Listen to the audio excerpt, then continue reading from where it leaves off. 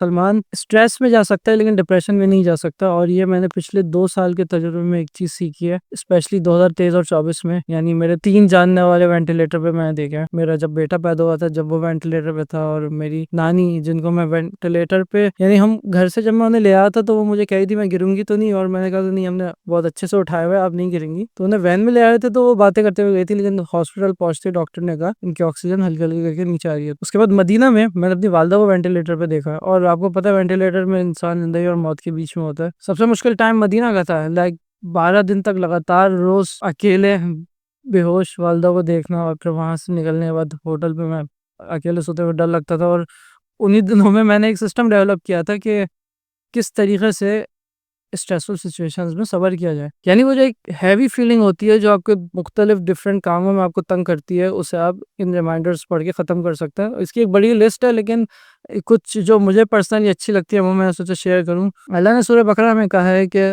ہماری طرف سے جو ہدایت ہے اس پہ چلنے والے کو نہ کوئی ڈر ہوگا نہ کوئی غم. ڈر سے مراد فیوچر میں کیا ہوگا اس کا ڈر، اور غم یعنی پرانی چیزوں کا جو غم ہے وہ بھی نہیں ہوگا اگر آپ اللہ کی دی ہوئی ہدایات پہ چل رہے ہیں. سورہ بقرہ میں ایک اور جگہ اللہ نے کہا ہے کہ اللہ کسی روح کو اس سے زیادہ بوجھ نہیں دیتا جتنا وہ اٹھا نہ سکے. اگر آپ کو پتا ہو کہ دنیا اللہ نے بنائی ہے، پوری یونیورس اللہ نے بنائی ہے، اور اس کے میں جتنے چیلنجز آ رہے ہیں آپ اس کے لیے تیار ہیں، آپ انہیں برداشت کر سکتے ہیں، آپ کی لمٹ سے بڑھ کے وہ چیلنج نہیں آئے گا.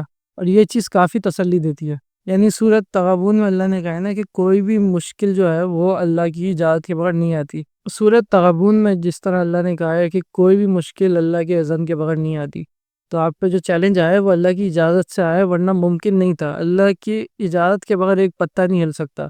تو فار ایگزامپل آپ کی جو گاڑی ہے جس کی پوری واٹ لگ گئی، آپ نئی خرید کے لائے تھے اور آپ کو بار بار اس کی پریشانی ہو جا رہی ہے، لیکن جب آپ کو پتہ چلے گا کہ یہ اللہ کی طرف سے تھا جس کے ہاتھ میں پوری یونیورس ہے، جو آپ کو ایک دن میں ملینر بنا سکتا ہے، جو ایک چٹکی میں آپ کے سارے مسئلے ختم کر سکتا ہے، اس کی طرف سے مشکل آئی تھی، تو بندہ اپنے رب کے فیصلے سے مطمئن ہوگا. ہو سکتا ہے اللہ آپ کو آزمانا چاہ رہے ہو سکتا ہے اللہ نے دیکھا ہو کہ آپ کو زیادہ ڈسٹریکٹڈ ہو چکے ہیں ان مادی چیزوں میں کہ آپ اپنے فرائض کو چھوڑ رہے ہیں.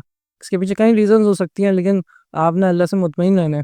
اس بارے میں اللہ نے کہا ہے نا کہ ہو سکتا ہے کوئی چیز تم ناپسند کرو لیکن وہ تمہارے لیے اچھی ہو، یا ہو سکتا ہے کوئی چیز تم پسند کرو اور وہ تمہارے لیے بری ہو. اللہ جانتے تم نہیں جانتے. ہمیں ایک پکسل دکھ رہا ہوتا ہے جسے دیکھ کے ہم کنکلوڈ کر رہے ہوتے ہیں یار یہ ایک بہت بڑا ایشو ہو گیا، لیکن اگر اسے ہم بگر پکچر میں دیکھیں اور ہم تھوڑا سا ویٹ کریں تو ہمیں پتہ چلتا ہے کہ نہیں، یہ اللہ کا ڈیسیجن تھا اور اس میں میرے لیے خیر ہوگی. کیا لوگوں نے یہ سمجھ لیا کہ وہ بس اتنا کہنے پہ چھوڑ دیے جائیں گے کہ ہم ایمان لائے اور انہیں آزمایا نہیں جائے گا؟ تو اگر ہمیں مائنڈ سیٹ میں یہ چیز کلیئر ہوگی کہ دنیا ایک ٹیسٹ ہے اور ڈفرینٹ سچویشنز جو میرے سامنے آ رہی ہیں وہ ایک اللہ کی طرف سے ٹیسٹ ہے، تو ہم پھر دیکھیں گے بھی اسی طریقے سے کیا ہم مشکلات آنے کے باوجود اسلام کے ہی طریقے پہ رہتے ہیں یا نہیں. اسی طرح چیلنجنگ لائف سے ریلیٹڈ کچھ احادیث بھی ہیں، جیسے نبی کریم صلی اللہ علیہ وسلم نے فرمایا ہے کہ قیامت والے دن ایک انسان کو بہت ساری نیکیاں ملیں گی کیونکہ اس نے دنیا میں جو آزمائشیں آئی تھیں ان میں صبر کیا.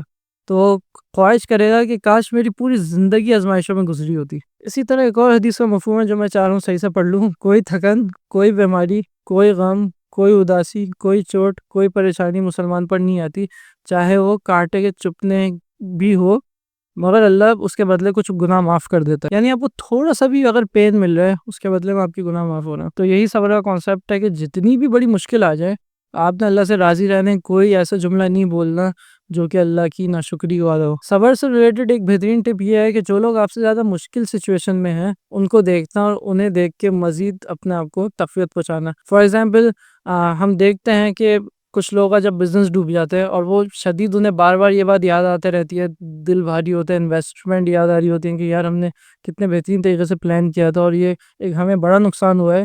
تو اس ہیوی فیلنگ کو ختم کرنے کا بہترین طریقہ یہ ہے کہ آپ دیکھیں کہ سیریا میں، فلسطین میں کئی سارے لوگ ایسے ہیں نا جو اریسٹ ہوئے، جن کی فیملیوں کو شہید کر دیا گیا، ایسے لوگ جنہوں نے جیل میں 20 سال گزار دیے. ایسے لوگوں کو دیکھ کے ہم صبر لے سکتے ہیں کہ کم از کم میں اس سچویشن میں نہیں ہوں. شکایت کم کرنا اور شکر زیادہ کرنا صبر ہے. اپنی پوری سچویشن اللہ کے سامنے پریزنٹ کر دینا اور اللہ کے فیصلے سے راضی رہنا صبر ہے. اللہ عز و جل فرماتا ہے میں ویسا ہی ہوں جیسا میرا بندہ میرے متعلق گمان کرتا ہے، اور میں اس کے ساتھ ہوتا ہوں جب وہ مجھے یاد کرتا ہے. ایک اور حدیث میں فرمایا تم میں سے کسی کو موت نہ آئے گی مگر اس حالت میں کہ وہ اللہ عز و جل سے حسن ظن رکھتا ہو. تو یہ وہ کانسیپٹس ہیں جو ہمیں طاقت دیتے ہیں، جو ہمارے لیے ضروری ہے وہ اللہ ہمیں دے گا. اگر ہم نے دعا مانگی اور وہ دعا ریجیکٹ ہو گئی تو یہ بھی اللہ کی طرف سے جواب ہے. اور یہ ساری چیز ڈسکس کرنے کا ایک بنیادی مقصد یہی تھا کہ ہم سمجھتے ہیں کہ سکون شاید مجھے اسپیسیفک بیماری میری ہٹ جائے گی تو مجھے سکون مل جائے گا، یا ہو سکتا ہے مجھے یہ خاص پروڈکٹ مل گیا تو مجھے سکون ملے گا، یا خاص پرسنالٹی مجھے مل گئی تو مجھے سکون ملے گا.